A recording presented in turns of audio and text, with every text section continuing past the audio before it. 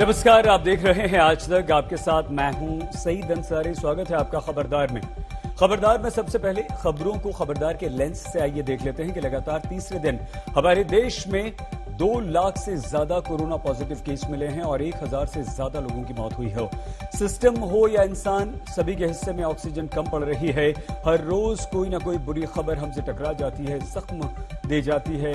राजनीति लेकिन पूरी शिद्दत से चल रही है। आम आदमी के जख्मों पर नमक छिड़कती है। कोरोना के घोर आपातकाल में महाराष्ट्र सरकार और केंद्र सरकार के बीच ऑक्सीजन से लेकर दवाओं तक तमाम मुद्दों पर राजनीतिक युद्ध हो रहा है। आज इस टकराव का हम विश्लेषण करेंगे। वैसे कोरोना वायरस को हर आयोजन में संक्रमण का एक अवसर नजर आता है। कुंभ में भी कोरोना संक्रमण का जबरदस्त अटैक हुआ। एक ही दिन में निरंजनी अखाड़े के 22 संत संक्रमित हो गए। पूरे जनपद में पिछले 24 घंटों में संतों के संक्रमण के मामले 592 सामने आए। कुंभ के आयोजन के बाद से हरिद्वार और उसके आसपास के इलाकों में कोरोना बहुत तेजी से फैल रहा है और ये सब देखते हुए प्रधानमंत्री नरेंद्र मोदी ने आज साधु संतों से अपील की कि अब कुंभ को प्रतीकात्मक ही रखा जाए। जबकि हरिद्वार में कुंभ मेले को खत्म करने को लेकर तमाम अखाड़ों के बीच मतभेद हैं। आज आस्था और जनहित के लिए जरूरी फैसले के बीच हो रही कश्मकश को हम डिकोड करेंगे। कोरोना के भयानक संक्रमण के बीच पूरी सावधानी बरतने वाले कई लोगों के मन में यह सवाल भी है कि बचाव कैसे किए जाए। बचाव के सारे उपाय करने पर भी संक्रमण यानी कि कोरोना कैसे हो गया।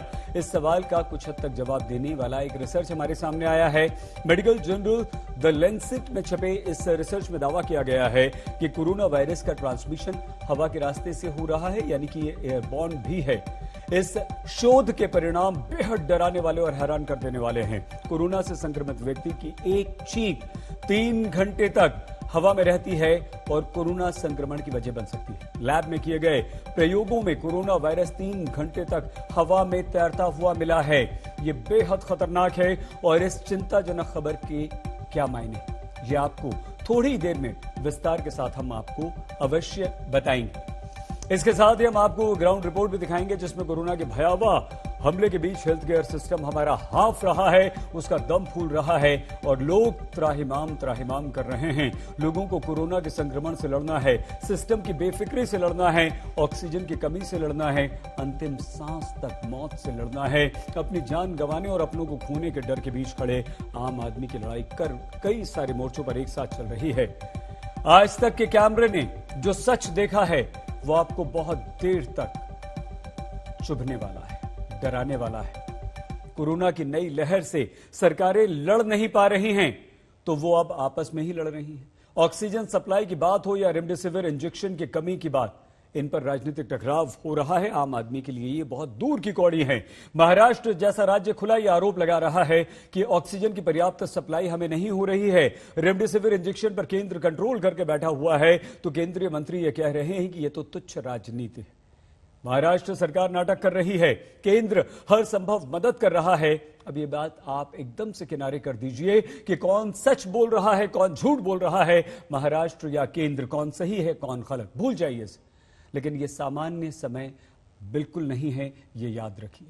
ये बेहद संकट का समय है।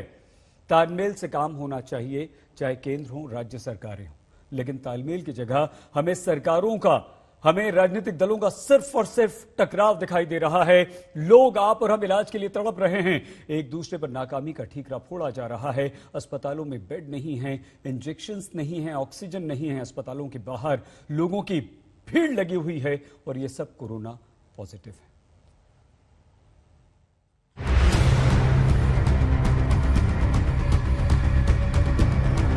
लोग दवा बिना मर रहे हैं। 20 लाख इंजेक्शन एक्सपोर्ट नहीं हो सकते, कोई पॉलिसी सरकार नहीं बना पा रही है। महाराष्ट्र सरकार खरीदना चाहती है। मुख्यमंत्री महोदय प्रधानमंत्री जी से बात करना चाहते थे और प्रधानमंत्री जी बंगाल के दौरे में ऐसे जवाब मुख्यमंत्री जी को दिया जा रहा है। इन बातों ने कोरोना से लड़ाई पर सियासी टकराव को और कई गुना बढ़ा दिया। महाराष्ट्र सरकार ने दावा किया कि सीएम ठाकरे पीएम मोदी से बात करना चाहते थे। उनसे संपर्क करने के लिए सुबह से कोशिश कर रहे थे, लेकिन ऑफिस में फोन करने पर जवाब ये मिला कि पीएम अभी बंगाल में है, वहां से लौटेंगे तब बात हो पाएगी। प्रधानमंत्री जी से मुख्यमंत्री संपर्क करना चाहते हैं सुबह से। दो विषय है कि जो ऑक्सीजन की कमी है महाराष्ट्र में, जो स्टील प्लांट है उनकी प्रोडक्शन कम करके वहां से सप्लाई किस तरह से जल्द पहुंचाया जा सकता है, एक विषय वो है। दूसरा जो एक्सपोर्ट के लिए रेमडेसिविर बनाई गई थी उसे महाराष्ट्र में और अन्य राज्यों में बेचने की परमिशन दी जाए। ये दो विषयों पे मुख्यमंत्री महोदय प्रधानमंत्री जी से बात करना चाहते थे और प्रधानमंत्री जी बंगाल के दौरे में ऐसे जवाब मुख्यमंत्री जी को दिया जा रहा है। पहला महाराष्ट्र के सीएम अवेलेबल है कि उसका देखो, राज्य उनके आरोग्य मंत्री और उनके फूड एंड ड्रग मिनिस्टर इनको कितने अवेलेबल है वो देखो, हमारे लिए सीएम कितने अवेलेबल है वो देखो, तो पीएम की बात करो। मुझे लगता है यही राजनीति की खेल करके अपना जो फेल्यूर है वो डाइवर्ट करने का सिस्टमैटिक साजिश है। महाराष्ट्र सरकार के आरोपों पर बीजेपी भड़क गई कि वो अपनी नाकामी छिपाने के लिए ऐसी बातें कर रहे हैं और पीएम को बीच में ला रहे हैं। ये नया टकराव ऑक्सीजन की सप्लाई और रेमडेसिविर इंजेक्शन पर हुआ है। इन दो चीजों पर महाराष्ट्र सरकार ने सीधे सीधे केंद्र पर गंभीर आरोप लगाए हैं और ये कहा कि केंद्र सरकार कोरोना से लड़ाई में उनका सहयोग नहीं कर रही। रेमडेसिविर इंजेक्शन पर महाराष्ट्र सरकार ने कहा कि इसका एक्सपोर्ट बैन होने के बाद 16 एक्सपोर्ट कंपनियों के पास रेमडेसिविर के 20 लाख वॉयल्स पड़े हैं। ये एक्सपोर्ट कंपनियां रेमडेसिविर इंजेक्शन बेचना चाहती है, लेकिन केंद्र सरकार मना कर रही है और रेमडेसिविर का उत्पादन करने वाली 7 कंपनियों के जरिए ही खरीदने को कह रही है। महाराष्ट्र सरकार का आरोप है कि केंद्र ने कंपनियों से रेमडेसिविर इंजेक्शन महाराष्ट्र को न बेचने को कहा है और चेतावनी दी है कि अगर उन्होंने ऐसा किया तो उनके लाइसेंस कैंसिल कर दिए जाएंगे। और रेमडेसिविर का जहां तक सवाल है, रेमडेसिविर के जो एक्सपोर्टर हैं 16 कंपनियां, उनके पास 20 लाख वायल हैं, ऐसी जानकारी। कल तो विरोधी पक्ष नेता के साथ 2 दिन पहले जो हमारे परवीन दरेकर जी हैं, हमारे एफडीए के मिनिस्टर से मिलने के लिए ब्रूक फार्मा नाम की कंपनी के लोग आए थे। उन्होंने कहा कि 50,000 वायल देने के लिए तैयार है, इनको आप परमिशन दे दो। हमने ऑर्डर निकाल दिया। आज सुबह वो कह रहे हैं कि हम 5,000 नहीं दे सकते। तो जो हम कह रहे हैं कि दबाव डाला जा रहा है कि महाराष्ट्र को दवाई नहीं दी जाए। लेकिन बात सिर्फ रेमडेसिविर की ही नहीं है, बात ऑक्सीजन सप्लाई की भी है। महाराष्ट्र सरकार ने इसे लेकर भी आरोप लगाए कि जैसा सहयोग दिया जाना चाहिए वो केंद्र से नहीं मिल रहा है। इसी पर सियासी टकराव बढ़ गया है। देखिए, ऑक्सीजन तो जो 1250 KL है, उसमें किसी तरह से जो प्राइवेट स्टील बनाने वाली कंपनी है वो पूरी तरह से हमें सहयोग कर रही। हमें और ऑक्सीजन लगभग 300-400 टन की जरूरत है जो अन्य राज्यों से लाना पड़ेगा। हमें विशाखापट्टनम से ले लो, हमें बंगाल से ले लो, 1500 किलोमीटर दूर से कहा जा रहा है, जबकि भिलाई जैसा स्टील प्लांट हमारे बगल में है। हो सकता है जबलपुर तक हम पहुंच जाए। हमारे से नजदीक में बहुत सारी स्टील के प्लांट है अन्य राज्यों में जहां से स्टील के प्लांट से ऑक्सीजन लाया जा सकता है, लेकिन कहीं ना कहीं वो चीजें नहीं हो रही है। नहीं, नवाब मलिक ना हेल्थ मिनिस्टर है, ना Nawab Malik food and drug minister है, ना नवाब मलिक चीफ मिनिस्टर है।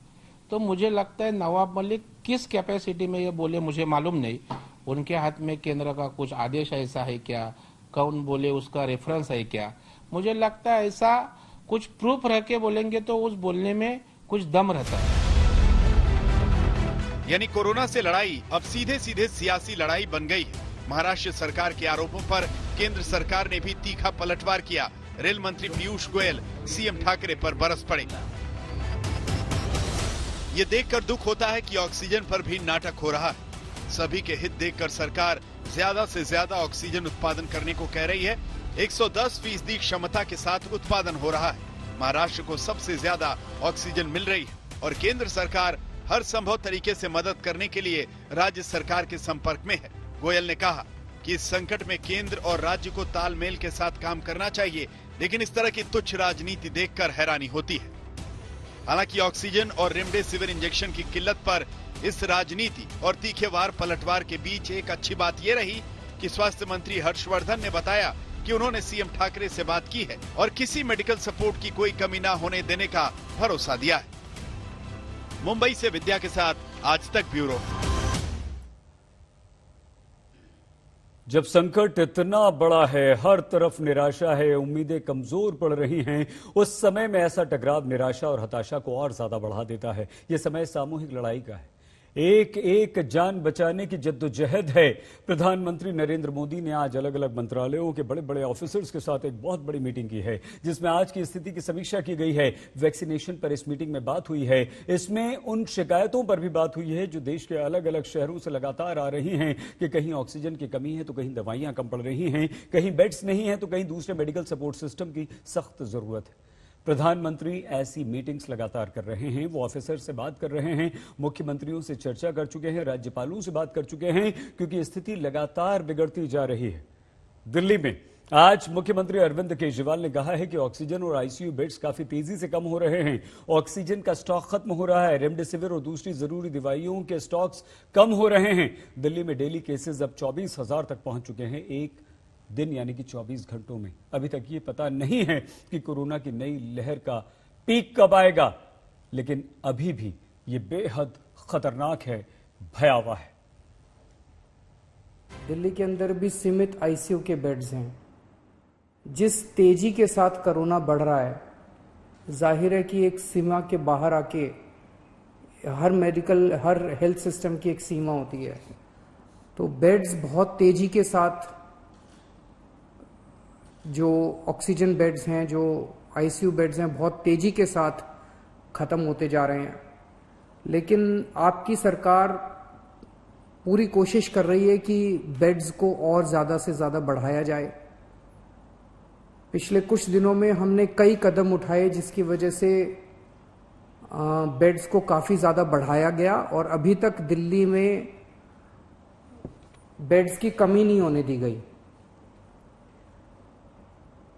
अभी भी आने वाले कुछ दिनों के अंदर हमने बेड्स को बढ़ाने के लिए कई कदम उठा रहे हैं। यहां हम आपको खबर की पूरी पिक्चर भी बता देते हैं। भारत के कई राज्यों में मरीजों की संख्या ज्यादा होने के कारण ऑक्सीजन की डिमांड बहुत ज्यादा बढ़ रही है। भारत का प्लान यह है कि 50,000 मीट्रिक टन मेडिकल ऑक्सीजन का इंपोर्ट किया जा सकता है। अगर हम महाराष्ट्र की बात करें तो वहां पर मेडिकल ऑक्सीजन की खपत करीब करीब उतनी पहुंच गई है जितनी उत्पादन क्षमता हमारी है, यानी कि 1,250 टन। महाराष्ट्र, गुजरात और छत्तीसगढ़ से हर रोज 50 टन अतिरिक्त ऑक्सीजन ले रहा है। आगे गुजरात के जामनगर में रिलायंस के प्लांट से भी 100 टन ऑक्सीजन मिल सकती है। मध्य प्रदेश में हर दिन 250 टन मेडिकल ऑक्सीजन की जरूरत पड़ रही है। मध्य प्रदेश की अपनी क्षमता उतनी बिल्कुल नहीं है। मध्य प्रदेश की जरूरत गुजरात, छत्तीसगढ़ और उत्तर प्रदेश से पूरी हो रही है। केंद्र सरकार ने 12 राज्यों को चिन्हित किया है जहां आने वाले समय में ऑक्सीजन की खपत और ज्यादा बढ़ सकती है। इन राज्यों को तत्काल जरूरत पड़ेगी। ये राज्य हैं मध्य प्रदेश से सबसे पहले, महाराष्ट्र, गुजरात, राजस्थान, कर्नाटक, यूपी, दिल्ली, छत्तीसगढ़, केरल, तमिलनाडु, पंजाब और हरियाणा।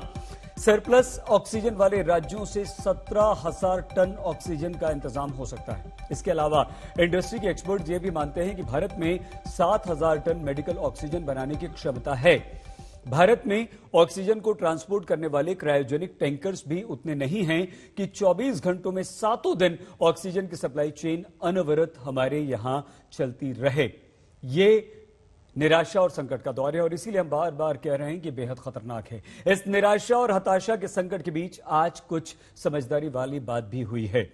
हरिद्वार में कुंभ के आयोजन से कई सारे साधु संतों और अखाड़ों ने पीछे हटने का फैसला कर लिया है।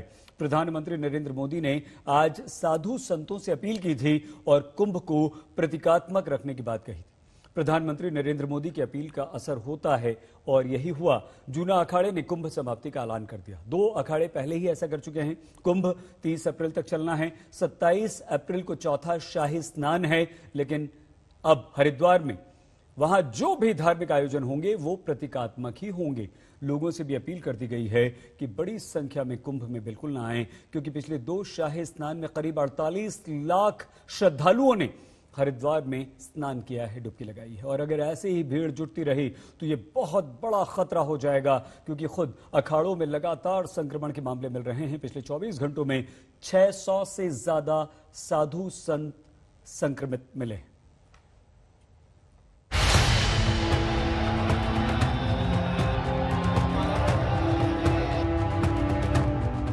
हरिद्वार कुंभ पर पीएम ने साधु संतों से जो अपील की, उस अपील का शाम होते होते बड़ा असर हो गया।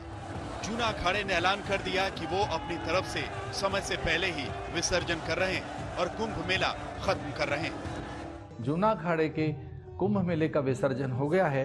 अन्य संत भी एक मत हो रहे हैं और विशेषकर जिन संतों के स्नान अब होने हैं वे भी अल्प संख्या में अथवा प्रतीकात्मक स्नान करेंगे।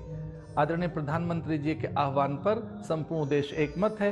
कोरोना के प्रभाव और प्रकोप से मुक्ति मिले, कुंभ नगर से, कुंभ मेले से मैं विश्व कल्याण की प्रार्थना कर रहा हूँ। स्वामी अवधेशानंद गिरी से ही आज सुबह पीएम ने फोन पर बात की थी और ये अपील की थी कि 2 शाही स्नान हो चुके हैं।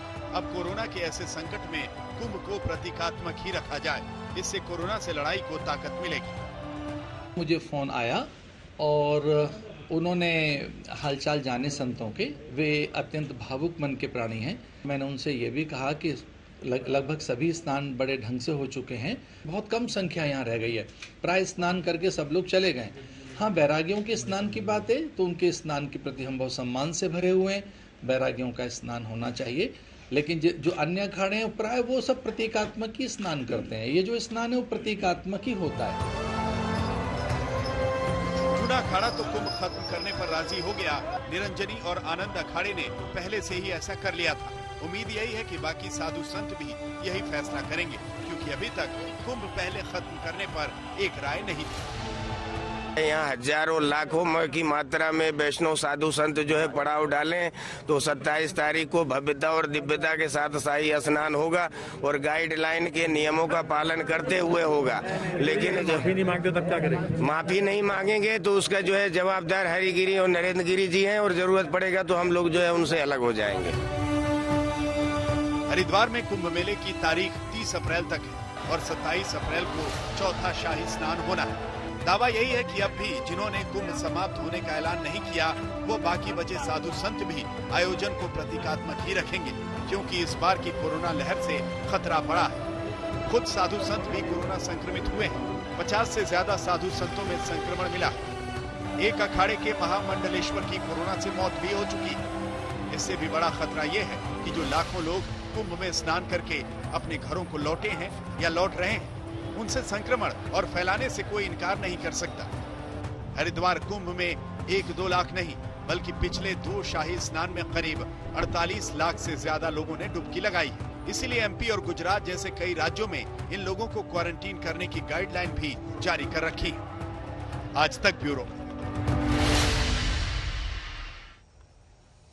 कुंभ पर बड़े फैसले के बाद जूना अखाड़ा के महामंडलेश्वर आचार्य स्वामी अवधेशानंद गिरी जी महाराज से हमने आपसे बस कुछ ही देर पहले इस संबंध में बातचीत की है। जूना अखाड़ा के महामंडलेश्वर स्वामी अवधेशानंद गिरी जी ने अब कुंभ प्रतीकात्मक करने की घोषणा कर दी है। प्रधानमंत्री नरेंद्र मोदी से बातचीत करने के बाद स्वामी जी स्वयं इस वक्त हमारे साथ उपस्थित हैं। बहुत धन्यवाद स्वामी जी, प्रणाम आपको और आज तक से चर्चा करने के लिए आपका धन्यवाद। क्या आपने फैसला किया है, क्या आपने घोषणा की है, वो देश के लोगों को, देश की जनता को आप स्वयं बताइए। भारत की समस्त संतानें एक प्रकार से हमारी आराध्य ही हैं। हम भारत माता के उपासक हैं। भारत की कालजयी, मृत्युंजयी सनातन संस्कृति, उसके संस्कार, सभ्यता और उसकी संवेदनाएं प्रत्येक प्राणी में परमात्मा को देखने के अभ्यासी हैं। माननीय प्रधानमंत्री जी ने प्रातःकाल मुझसे फोन पे चर्चा की। आदरणीय गृह मंत्री अमित शाह जी से मेरी फोन पे चर्चा हुई। माननीय प्रधानमंत्री जी ये जानना चाह रहे थे कि संतों के कैसे समाचार हैं, उनका स्वास्थ्य कैसा है, मेला किस दिशा में चल रहा है। मैंने उन्हें अवगत कराया कि हमारे 3 स्नान सकुशल संपन्न हो गए हैं। शिवरात्रि का, सोमवती अमावस्या का, वैशाखी का। मात्र एक स्नान रहता है जिसमें प्राय सन्यासी प्रतीकात्मक रूप से जाते हैं, लेकिन कोरोना महामारी के कारण बड़ी आशंकाएं, असमंजस की स्थिति अथवा लोगों में किंचित भय और इस प्रकार की भी आशंका कि कोरोना का प्रभाव अथवा उसका प्रहार कहीं प्रचंड तो नहीं होगा।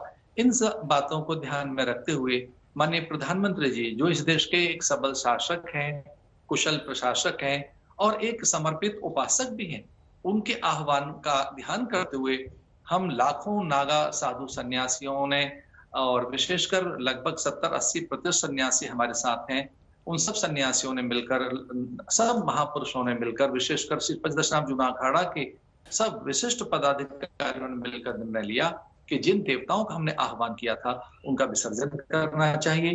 कुछ थोड़ी देर पहले ही हमने सभी आवाहित देवताओं का, इसका अर्थ है जिन देवताओं का हमने आह्वान किया था, कुंभ में जिन देवताओं को बुलाया जाता है, जिनकी उपासना, आराधना, अर्चना, वंदना, अभ्यर्चना हम करते हैं, अथवा जिनके सानिध्य में, जिनके सूक्ष्म सानिध्य में हम जब तक पूजा पाठ और अपनी धूनी रमाते हैं, अथवा जिनके मंगल नैकट्य में हम अनुभव करते हैं कि देव हम पर अमृत बरसा रहे हैं, अथवा हमारी समाधि के सकल प्रयास सार्थक हो रहे हैं, उन सब का हमने विसर्जन कर दिया है। ठीक है, तो स्वामी जी, मैं विधिवत आचार्य महामंडलेश्वर जूनाखाड़ा ये घोषणा करता हूं कि हमने कुंभ में अपने शिविर का विसर्जन कर दिया है।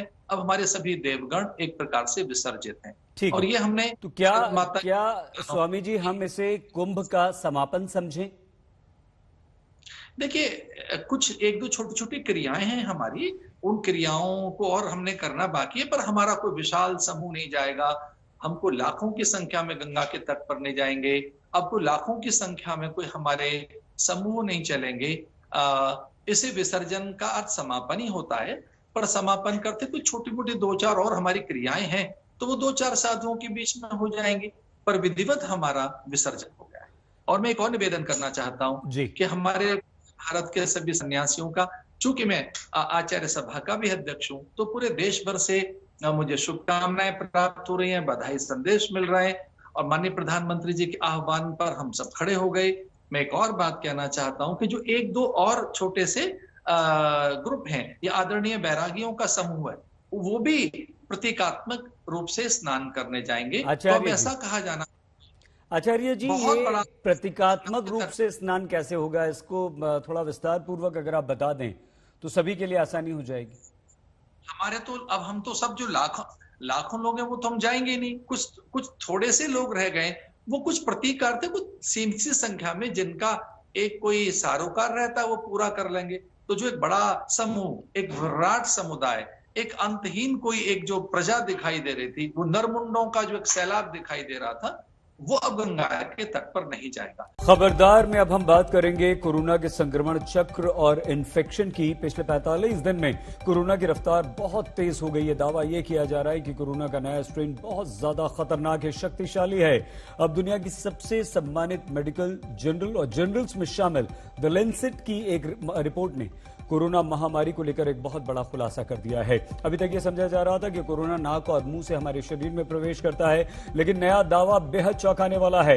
लैंसेट की रिपोर्ट के अनुसार कोरोना का वायरस हवा के जरिए फैल रहा है। रिपोर्ट में वायरस के बहुत तेजी से फैलने का सबसे बड़ा कारण हवा में ट्रांसमिशन को बताया जा रहा है। वैज्ञानिकों ने कहा है कि जितनी जल्द हम हवा के जरिए कोरोना को फैलने की सच्चाई को स्वीकार कर लेंगे, प्रभावी कदम उठाएंगे, उतनी ही जल्दी कोरोना की जंग से हमारा पलड़ा जो है वो भारी रहेगा। हवा में कोरोना फैल रहा है, तो हवा से कोरोना फैलने की पड़ताल करती हमारी ये एक्सक्लूसिव रिपोर्ट भी देखिए।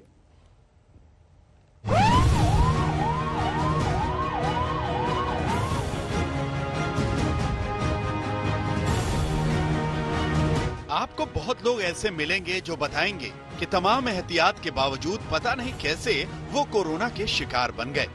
बचाव के सारे उपाय तो किए थे, लेकिन फिर भी कोरोना का संक्रमण कब और कहां लगा, इसकी ठीक जानकारी नहीं होती। इस बात पर वैज्ञानिक लगातार काम कर रहे हैं और अब इसके पक्के सबूत मिल रहे हैं कि कोरोना सिर्फ हाथ मिलाने और सामाजिक दूरी का पालन न करने से ही नहीं फैलता, बल्कि वायरस हवा से भी फैलता है। ये हवा में देर तक तैरता रहता है। अपनी चौंकाने वाली रिपोर्ट में मेडिकल जर्नल द लैंसेट ने दावा किया है कि कोरोना वायरस का ट्रांसमिशन हवा के रास्ते से हो रहा है। इस शोध के नतीजे हैरान करने वाले हैं। सबसे पहले इस रिपोर्ट को समझिए।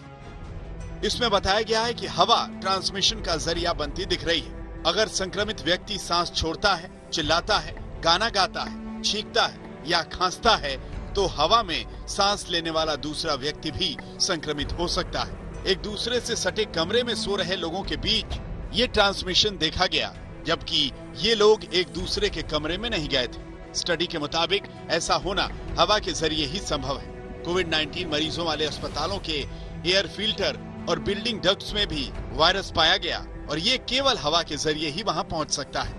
वो स्वास्थ्य कर्मी जो ड्रॉपलेट्स से बचाव के लिए पीपी किट पहनते थे, वो भी संक्रमण का शिकार हुए। ऐसा सिर्फ एरोसोल एक्सपोजर से ही हो सकता है। लैंसेट की ये रिपोर्ट चौंकाने वाली है। लैंसेट की स्टडी में कहा गया है कि कोरोना वायरस हवा में से फैलता है, लेकिन अगर ये ड्रॉपलेट्स के थ्रू फैल रहा है तो जो स्वास्थ्यकर्मी पीपी किट से लैस यहाँ पेशेंट्स का ध्यान रखते हैं, ये उनमें नहीं फैलना चाहिए था। क्या इसका कारण एयर वेंटिलेशन अस्पतालों की है? अध्ययन में ये भी कहा गया कि उन्हें ऐसा कोई भी पुख्ता सबूत नहीं दिखा सामने जो इस दावे को खारिज करे कि कोरोना वायरस हवा से नहीं फैल सकता है। विशेषज्ञों का दावा है कि लैब में किए गए एक्सपेरिमेंट्स में वायरस 3 घंटे तक हवा में तैरता हुआ मिला। पिंजरे में बंद जानवर तक कोरोना से संक्रमित हुए, उन तक संक्रमण हवा के जरिए पहुंचा।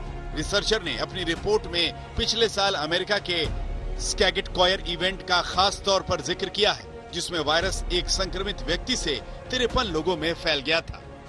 वैज्ञानिकों ने साबित किया कि ऐसी घटनाओं में वायरस नजदीकी संपर्क या किसी सतह को छूने से नहीं, बल्कि हवा के जरिए फैला। लांसेट जर्नल में छपी इस रिपोर्ट को अमेरिका, कनाडा और ब्रिटेन में 6 एक्सपर्ट्स के पैनल ने मिलकर तैयार किया। मोटे तौर पर यह समझ लीजिए कि अगर ये रिपोर्ट आगे और सटीक होती है तो दुनिया भर में कोरोना वायरस से बचाव की रणनीति बदलनी होगी। हवा में वायरस के फैलने की बात को ध्यान में रखकर बचाव की रणनीति बनाने की जरूरत है। लोग single mask, single surgical flimsy mask पहन के घूमते हैं, लोग कपड़े के मास्क पहन के घूमते हैं, बट वो कपड़े के मास्क में भी ओनली 40% सेफ्टी है। 40% फिर भी 60% चांस है कि वायरस ट्रांसमिशन हो सकता है। और आपने सुना ही होगा, अब तो ये भी सोचा जा रहा है कि ड्रॉपलेट ट्रांसमिशन नहीं है, शायद ये एयरबोर्न ट्रांसमिशन है, जो कि एक कमरे में आप 10 फीट दूर भी बैठे रहो तो आपको ट्रांसमिशन हो सकता है। तो जो हम डबल मास्किंग कहते हैं वो बड़ा सिंपल तरीका है। ये जो सर्जिकल डिस्पोजेबल मास्क आता है, ये ₹1 से ₹1.5 का आता है और ये रोज फेंका भी जा सकता है। इसको अगर आप ऊपर लगाएं और इसको सेफली लगा के अगर इसके ऊपर आप कपड़े का मास्क लगा दें तो आपकी ट्रांसमिशन प्रैक्टिकली 95% तक रुक सकती है अगर दोनों लोग डबल पहने। फ्लोरिडा अटलांटिक यूनिवर्सिटी के एक शोध के मुताबिक खांसने पर भारी ड्रॉपलेट तो जमीन पर आते हैं, लेकिन बेहद छोटे कण हवा में तैरते रहते हैं। खांसते हुए हवा में 3 फीट तक कणों के पहुंचने में 2 सेकंड का वक्त लगता है। 12 सेकंड में ये 6 फीट की दूरी तय कर लेते हैं और 41 सेकंड में 9 फीट तक पहुंच जाते हैं। अब इस शोध में द लैंसेट में छपे नए रिसर्च की बात को भी जोड़ देते हैं। लैंसेट वाले नए रिसर्च ने दावा किया है, ऐसे छोटे कण 1 से 3 सेकंड तक हवा में सक्रिय रहते हैं। काफी दूर तक तैर सकते हैं। एक बंद कमरे में स्पेशली जहाँ पे वेंटिलेशन नहीं है, वो काफी दूर तक किसी भी इंसान को इन्फेक्ट कर सकते हैं, चाहे वो 2 मीटर हो, चाहे 4 मीटर हो, चाहे 6 मीटर हो। ये कैसे पता लगा? ये 1 साल पहले ही मालूम था मुझे, तो मतलब मेरे को कोई सरप्राइज नहीं हुआ। ये जो आर्टिकल आया है, जो इन्होंने पब्लिश किए, सारे जो शोध है ये ऑलरेडी पब्लिश हो चुके हैं और ये कहीं ना कहीं एक्सेप्टेंस नहीं, साइंटिस्ट ने एक्सेप्ट ही नहीं किया था। सबसे हम बात कर रहे हैं तो WHO वर्ल्ड हेल्थ ऑर्गेनाइजेशन ने काफी भ्रमित किया है पूरी दुनिया को, और ये इसका एक पार्ट है। सवाल उठता है कि इससे बचाव कैसे होगा। एक्सपर्ट्स की माने तो मास्क लगाने से 80% तक खतरे को टाला जा सकता है। इसलिए फिलहाल मास्क से बड़ा कोई और सुरक्षा कवच नहीं। इतना तय है कि अगर इस रिसर्च पर WHO की मुहर लग गई तो कोरोना प्रोटोकॉल में भारी बदलाव आएगा। हालांकि WHO इससे पहले हवा से वायरस के फैलने की दलील को खारिज करता रहा है। लैंसेट की स्टडी में ये सीधे तौर से कहा गया है कि क्योंकि एयरबोर्न ट्रांसमिशन साबित करना मुश्किल है, इसका मतलब ये नहीं कि ऐसा नहीं हो सकता है। काफी ऐसे एविडेंसेस प्रेजेंट किए गए हैं जहां पर इंडोर सेटिंग में एयर फिल्ट्रेशन डक्ट से या फिर एरोसोल स्प्रेड होने से कोविड-19 इन्फेक्शन फैलता है। ऐसी जांच लैंसेट की स्टडी में सामने आई है। इसका मतलब ये कि क्योंकि वायरस हवा में नहीं दिखाई दे रहा है, इसका मतलब ये नहीं है कि वो हवा से नहीं फैल रहा है। और मास्क लगाना अंदर कमरों में ज्यादा कम टाइम स्पेंड करना और ऐसी कई चीजें हैं जहां पर विशेषज्ञ ध्यान देने को इस वक्त कह रहे हैं। मिलन शर्मा के साथ आज तक ब्यूरो। कोरोना के बढ़ते संक्रमण चक्र और इलाज के दौरान अस्पतालों में लापरवाही के दावों के बीच अब सवाल ये उठने लगे हैं कि क्या 1 साल बाद भी कोरोना से लड़ने के लिए हमारी तैयारियां कम रह गई हैं? क्या अस्पतालों की दशा सुधारने को लेकर तेजी से काम हम नहीं कर पाए हैं? मरीजों और उनके रिश्तेदारों की आवाज सुनेंगे तो आपको हर सवाल का जवाब अपने आप मिल जाएगा। किसी भी नेता की बातों पर विश्वास मत कीजिए।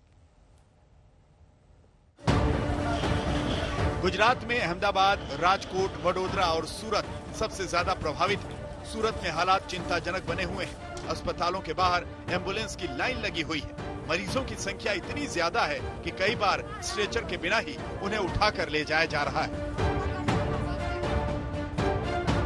किसी के पिता, किसी की मां, किसी का बेटा, किसी का भाई, किसी की पत्नी, किसी की बहन, संक्रमण की चपेट में तमाम परिवार हैं। सूरत के सिविल अस्पताल में 80 साल की मां अपने मृत बेटे के आखिरी दर्शन के लिए अस्पताल आई हैं। लक्षण तो कुछ नहीं, उसको सांस लेने में दिक्कत हो रही थी।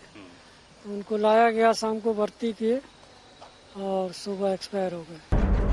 रेमडेसिविर इंजेक्शन को लेकर भी बहुत शिकायतें मिल रही हैं। लोगों का आरोप है कि इंजेक्शन ब्लैक में मिल रहा है। कीमत 10,000 रुपए तक है। यहाँ पे मिलती है, ठीक है। वो जो ब्लैक में बेच रहे, जिसकी मजबूरी है कोई नहीं बोलेगा लेके आ जाएगा, पर ब्लैक में कहाँ से रही है, उनको कहाँ से मिल रही है ब्लैक में? जो इनको नहीं मिले उनको क्यों मिल रही है ब्लैक के अंदर? किसी को 4 डोज चाहिए, किसी को 6 डोज चाहिए, किसी को 8 डोज चाहिए। डॉक्टर की रिकमेंडेशन है, पर्ची है। यहाँ इस सूरत सिविल अस्पताल के केंद्र पर आते हैं इस उम्मीद में कि यहाँ इंजेक्शन मिल जाएगा। जो खुशकिस्मत होते हैं उनमें से कुछ को मिल जाता है, लेकिन इंतजार कितना लंबा है। ये पीछे खड़े लोग हाथों में कागज लेके खड़े हैं कि आखिर कब मिलेगा। आज सुबह से कह रहे हैं कि आज नहीं मिला है, स्टॉक खत्म हो गया है। महाराष्ट्र में कोरोना के नए मरीजों की संख्या हर रोज हजारों में है। सरकारी अस्पतालों में मरीजों की हालत की पड़ताल करने हमारे संवाददाता मुंबई के गोरेगांव गए, जहां जंबो कोविड अस्पताल है। अपनी सुरक्षा के लिए वो पीपीई किट में वहां पहुंचे और समझने की कोशिश की कि इलाज कैसे किया जा रहा है। मरीजों ने उनसे बात की और अस्पताल का रिपोर्ट कार्ड सामने रखा। बहुत अच्छी सुविधाएं हैं, 5 स्टार होटल जैसी सुविधा यहाँ पर आपको मिल रही है। मुंबई के अलग अलग कोविड अस्पतालों में doctors, consultants, nurses, doctors, ward boys को सलाम है। इस पीपीई किट में 6-6 घंटे इस तरीके से काम करना बिल्कुल भी आसान नहीं है। कोरोना के महासंकट के बीच चुनाव भी चल रहे हैं। कुछ दिन पहले तक जो फोकस बंगाल की राजनीति पर टिका हुआ था वो कोरोना पर अब शिफ्ट हो चुका है, लेकिन चुनावी प्रक्रिया भी चल रही है। आज पश्चिम बंगाल में 5वें चरण का मतदान हुआ। शाम 5 बजे तक 78.36% मतदाताओं ने वोट डाल दिए। वहीं वोटिंग के बीच प्रधानमंत्री नरेंद्र मोदी ने 6ठे चरण के लिए चुनाव प्रचार भी किया। आज प्रधानमंत्री नरेंद्र मोदी आसनसोल में थे। प्रधानमंत्री ने मुख्यमंत्री ममता बनर्जी पर जमकर निशाना साधा और कहा कि ममता के राज में पलायन जोरों पर है, माफिया का राज है। दीदी ने बीते 10 सालों में विकास के नाम पर आपके साथ विश्वासघात किया है। विकास के हर काम में, हर काम के आगे दीदी दीवार बन के खड़ी हो गई, दीवार बन के खड़ी हो गई। केंद्र सरकार ने किसानों के बैंक खातों में सीधे पैसे ट्रांसफर करने शुरू किए तो दीदी ने इससे भी किसानों को वंचित रख दिया। साथियों, बंगाल को विकास रोकने वाली नहीं, डबल इंजन की सरकार चाहिए, डबल इंजन की सरकार। अब खबर दिल्ली में बढ़ते कोरोना के खतरे की। दिल्ली में कोरोना की रफ्तार बेकाबू हो चुकी है। अस्पताल में मरीज लगातार बढ़ते जा रहे हैं। स्थिति इस कदर खराब हो गई है कि दिल्ली के मुख्यमंत्री अरविंद केजरीवाल को अब केंद्र सरकार से मदद की अपील करनी पड़ी है।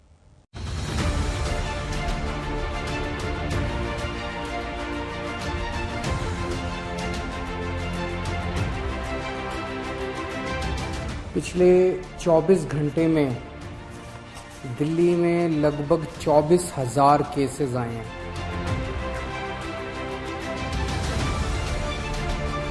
मैंने डॉक्टर हर्षवर्धन साहब से फ़ोन पे बात की और उनसे मैंने निवेदन किया, दिल्ली के अंदर बेड्स की बड़ी मात्रा में कमी हो रही है।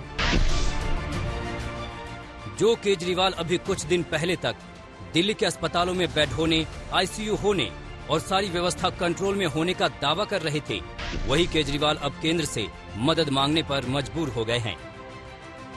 दिल्ली में कोरोना संकट जिस रफ्तार से बढ़ रहा है, उसने केजरीवाल सरकार की बेचैनी बढ़ा दी है, क्योंकि यहां एक दिन में कोरोना मरीजों का आंकड़ा अब 24,000 तक पहुंच गया है।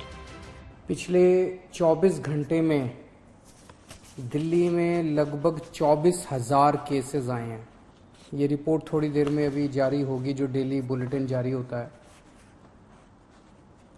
पिछले 24 घंटे में 24,000 केसेस आए हैं। उसके पिछले 24 घंटे में आए थे 19,500 केस। तो आप देख सकते हो कि एक ही दिन के अंदर केसेस 19,500 से बढ़ के 24,000 हो गए हैं। पॉजिटिविटी रेट 24% से ज़्यादा हो गया है। तो स्थिति काफ़ी गंभीर है। जाहिर है कि महामारी की ऐसी मार से सबसे ज्यादा असर दिल्ली के अस्पतालों पर पड़ रहा है, जहां मरीजों की संख्या दिनों दिन बढ़ती ही जा रही है और लोग बेड, ऑक्सीजन की कमी से जूझ रहे हैं। कोरोना के चलते बिगड़ रहे हालात पर चर्चा के लिए दिल्ली के सीएम केजरीवाल ने स्वास्थ्य मंत्री सत्येंद्र जैन और तमाम आला अधिकारियों के साथ बैठक की और बैठक के बाद खुद माना कि दिल्ली के अस्पतालों में अब आईसीयू बेड कम पड़ते जा रहे हैं। दिल्ली के अंदर भी सीमित आईसीयू के बेड्स हैं। जिस तेजी के साथ कोरोना बढ़ रहा है, जाहिर है कि एक सीमा के बाहर आके हर हेल्थ सिस्टम की एक सीमा होती है। तो बेड्स बहुत तेजी के साथ, जो ऑक्सीजन बेड्स हैं, जो आईसीयू बेड्स हैं, बहुत तेजी के साथ खत्म होते जा रहे हैं। लेकिन आपकी सरकार पूरी कोशिश कर रही है कि बेड्स को और ज़्यादा से ज़्यादा बढ़ाया जाए। पिछले कुछ दिनों में हमने कई कदम उठाए जिसकी वजह से बेड्स को काफ़ी ज़्यादा बढ़ाया गया और अभी तक दिल्ली में बेड्स की कमी नहीं होने दी गई। कोरोना के बढ़ते खतरे के बीच जागरूकता बहुत जरूरी है। ये जानना अति आवश्यक है कि कोरोना के खतरे से खुद को कैसे बचाया जा सकता है और अगर कोई कोरोना संक्रमण की चपेट में आ गया, पॉजिटिव हो गया, तो वो क्या करे।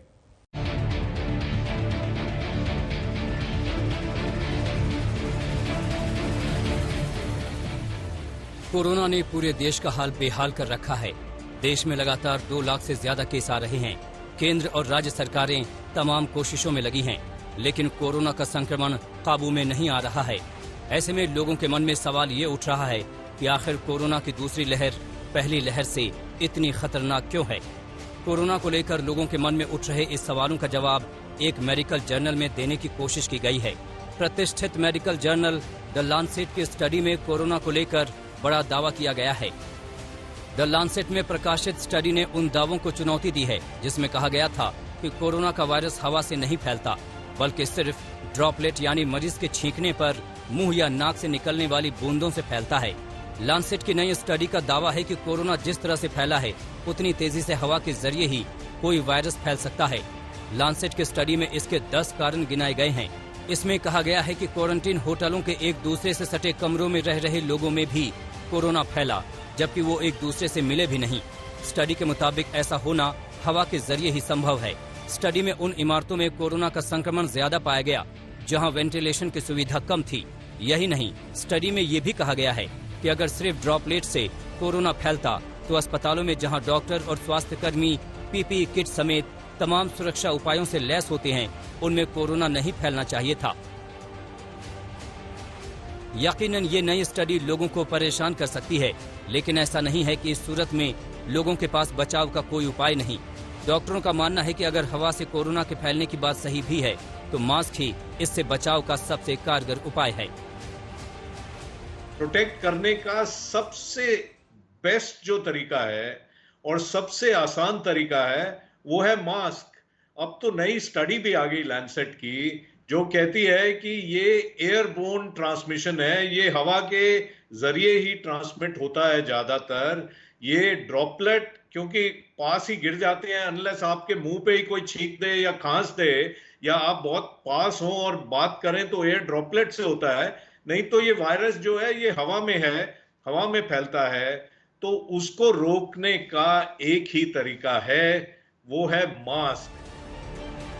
देश में कोरोना की दूसरी लहर में चिंता वाली बात बच्चे का संक्रमित होना है, जिनका आंकड़ा तेजी से बढ़ रहा है।